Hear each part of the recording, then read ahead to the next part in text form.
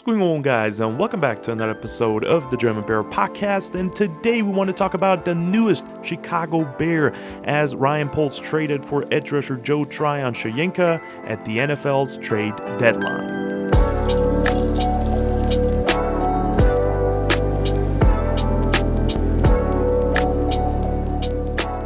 And today's going to be all about Joe Tryon-Shoyinka. We're going to go into the film room and analyze his all-22 and what he's going to bring to the Chicago Bears, as the Bears made that big-time move at the trade deadline, acquiring a new edge rusher for the rotation and for more depth. Now, for the trade details, real quick, they gave up a 6th-round pick in 2026 and got in return the young edge rusher and a 7th-round pick by the Browns as well. So technically, it's just a late-round pick swap for 1 round, and in return, the Bears got this edge rusher right here, right now. And in today's film room episode, we want to look at how good Joe Tryon-Shoyinka actually is, what he's going to add to Chicago Bears, and how well he fits into Dennis Allen's defensive scheme and what impact he's going to have moving forward.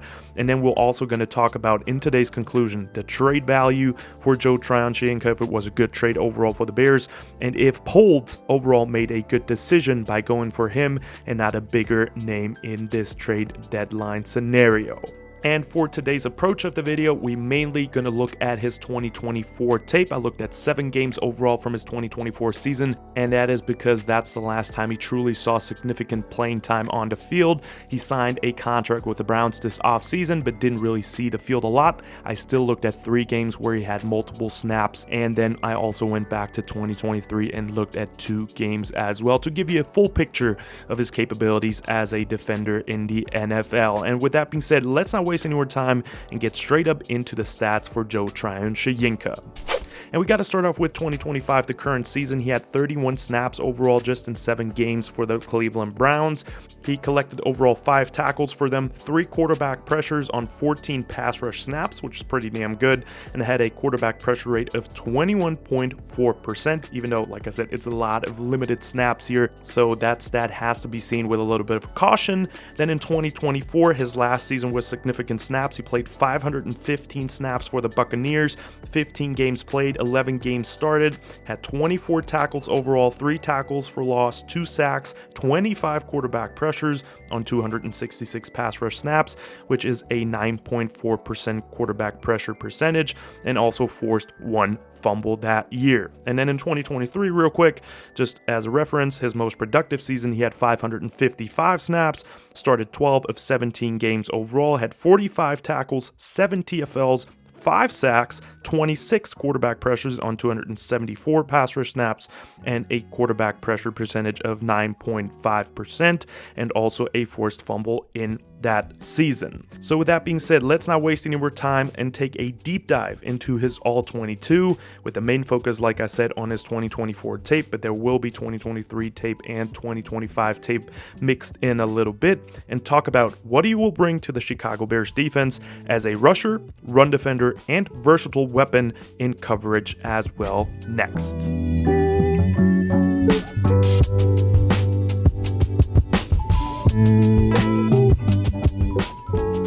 And with the first category, obviously we have to talk about the pass rush. That's what the Chicago Bears need, with Dayo Odeyingbo being injured now and out for the season with an Achilles injury. They needed someone to step in and take over some snaps. I think the starters are going to be Austin Booker and Montez Sweat, but I also believe Joe Tryon-Shoyinka is going to see some snaps with the Chicago Bears for sure. Definitely more than he did with the Cleveland Browns this year.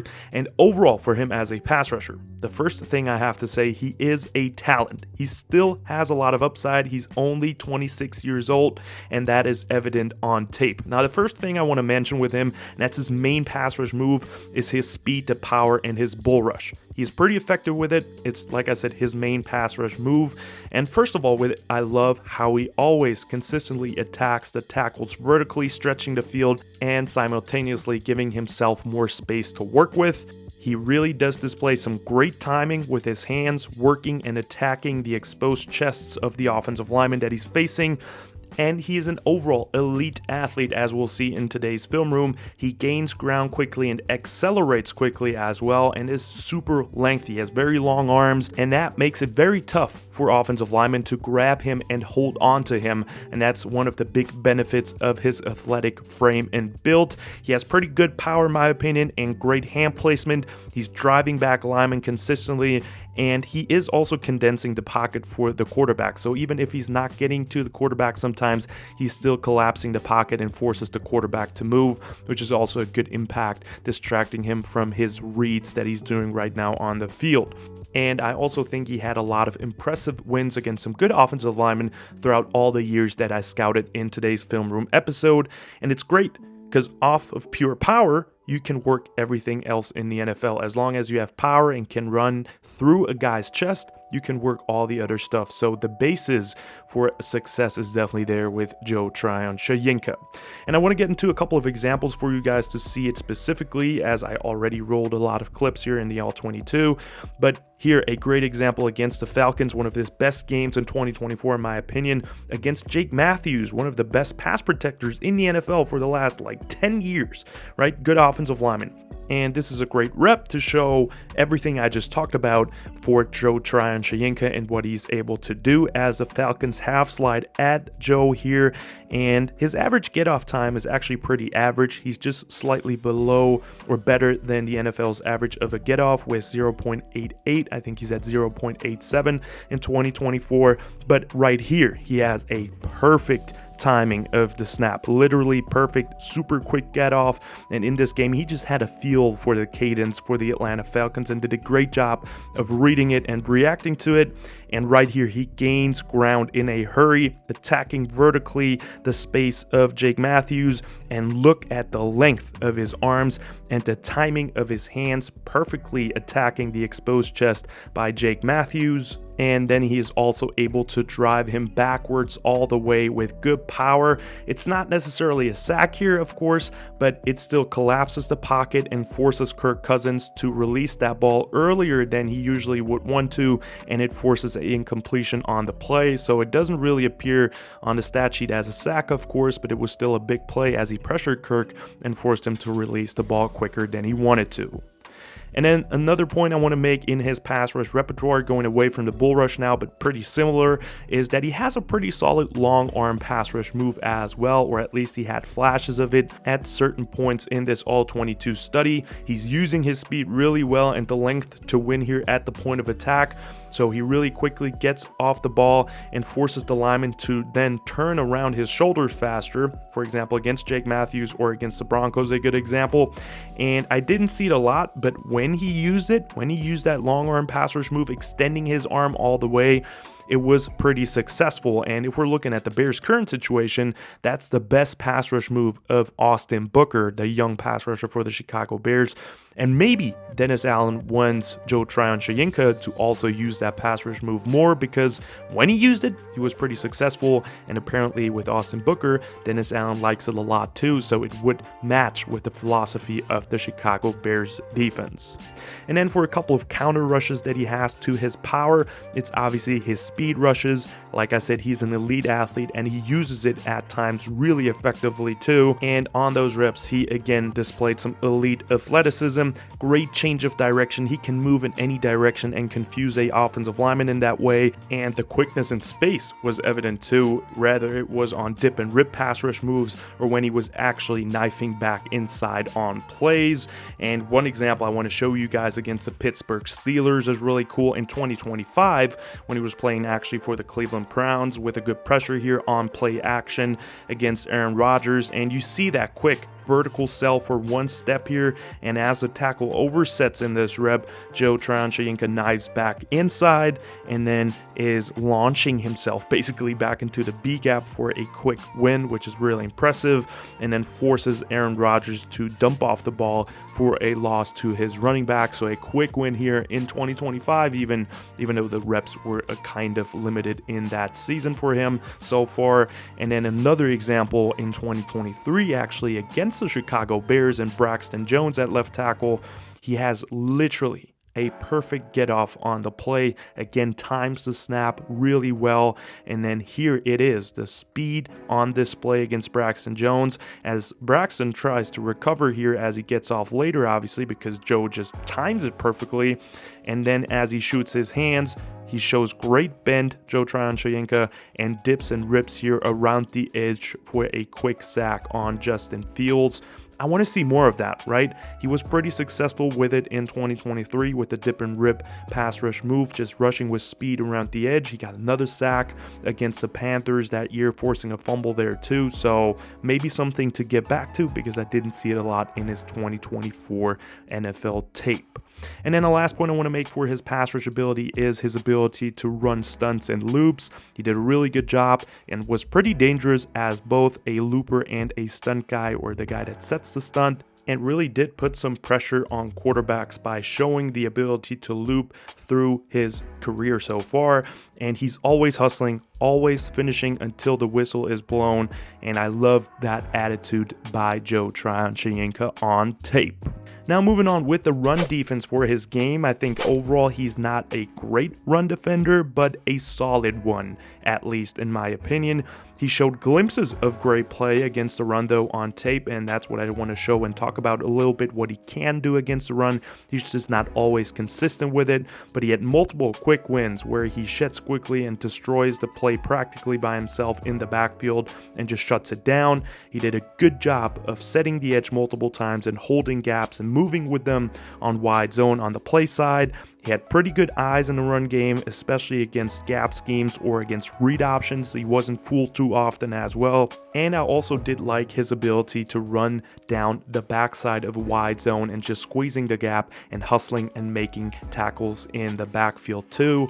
And there's a great example here that I want to show you guys, him in the run game in 2024, where is a quick shed win here against the Atlanta Falcons. Again, one of the best games I've seen from him overall, as the Falcons run inside zone here at Joe Tryon-Shoyinka. So a great opportunity here to actually make a play, and he definitely does so as he displays that previously talked about quickness and change of direction here, and sheds off of the block of Jake Matthews, who just basically whiffs him, and then he's straight in the backfield, and the running back has no chance of escape here. One great rep as an example of Joe's ability against the run. And then another one that I truly love, my favorite run defense rep that I've seen on tape overall, was one against the Commanders in 2024, as Washington is running GT counter at him.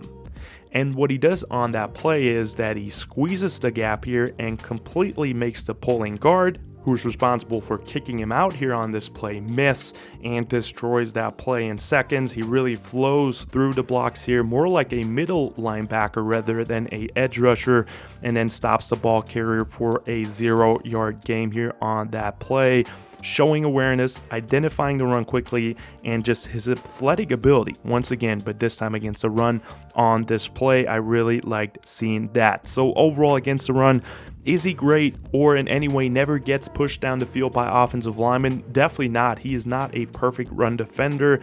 He has his flaws, but I expected worse, and I was pretty impressed and surprised by the All-22. Some big plays against the run, and he really showed some upside, which I liked to see on tape, and gives me a lot of confidence with his play for the Chicago Bears moving forward. And then the last category that we want to talk about today is something I did not expect going into this film study, watching the tape for Joe Tryon-Shoyinka, and it's his ability to cover down the field, because they did in fact drop him into coverage a lot, especially off of blitzes and muck fronts. And who can guess who does like muck fronts as well?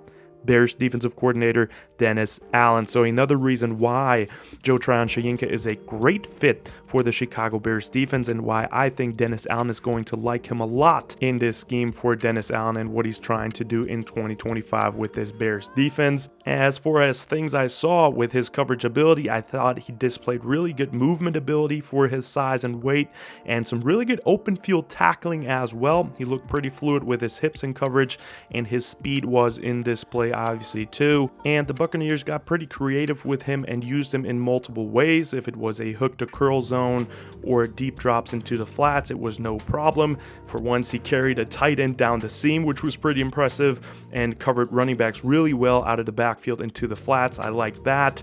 And there's one cool example I want to show you guys against the Detroit Lions in 2024 as the Buccaneers run some sort of split field coverage, or it's tough for me to tell. It could also be just some sort of weird looking cover 4 and the boundary safety's just playing down a little bit for whatever reason, but it doesn't matter. At the end of the day, Joe Tryon-Shoyinka here covers the flats here against Jahmyr Gibbs and is showing great movement ability, dropping into the zone, looks really flawless.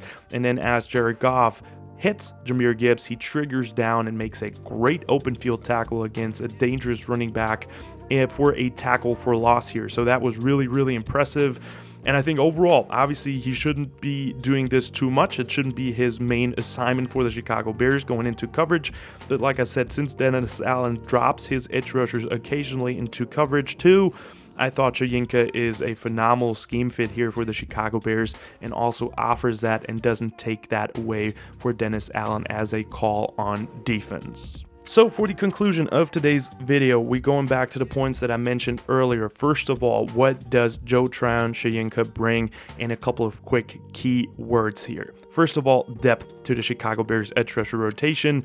Losing Daya Odangbo is not a lot of fun, and Joe Tryon-Shoyinka gives us another body on defense, but also a player with upside, which is another point I wanted to mention here as well in the conclusion. He offers a lot of versatility. He can play obviously as a edge rusher and defend the run, but he can also drop into coverage and help Dennis Allen to keep the muck runs in his scheme of play. Also, like I said, just right now, he is a scheme fit for all the reasons I mentioned before. And he obviously also offers pass rush upside. He had a down year last year. He didn't get to play a lot now this year for the Cleveland Browns, but I think with a new wave, with more opportunities, he's going to be a pretty solid player for the Chicago Bears that can offer some pass rush productivity. And then for Ryan Poles and how he handled the trade deadline and just the trade value for Joe Tryon-Shoyinka overall, I think it is a very low risk for a scheme fit player with upside, and who wouldn't take that for a late round pick swap? I think that's an excellent pickup by Ryan Poles, not overspending on players like Jermaine Johnson and the New York Jets, who wanted a second round pick for a player that would potentially put you in financial burden, paying another young edge rusher, and who knows how much impact he would have on the Chicago Bears defense right now. But I bet you guys it wouldn't be that big of a deal, and I think it's good that the Chicago Bears didn't overspend, didn't spend a high draft pick on a player that would cost them a lot of money moving forward and wouldn't be a needle mover in my opinion. So I like that they stayed a little bit defensive, but still got a solid young edge rusher with upside who was underutilized in Cleveland. And he showed a lot of promise early on in his NFL career and has the athletic upside. So for me overall, it's a A+ trade. You didn't give up a lot for a player with upside and who will offer a lot of snaps to the Chicago Bears for the rest of the season at least. I love this pickup. It was so much fun digging into his tape, and I honestly am very excited to see what he's going to do with the Chicago Bears moving forward. And with that being said, guys, that's the end of today's episode. Definitely let me know in the comments down below what you think of the trade of Joe Tryon-Shoyinka to the Chicago Bears, and what do you think of the trade value of his? Do you like it, or did you want the Bears to go after someone else at the trade deadline?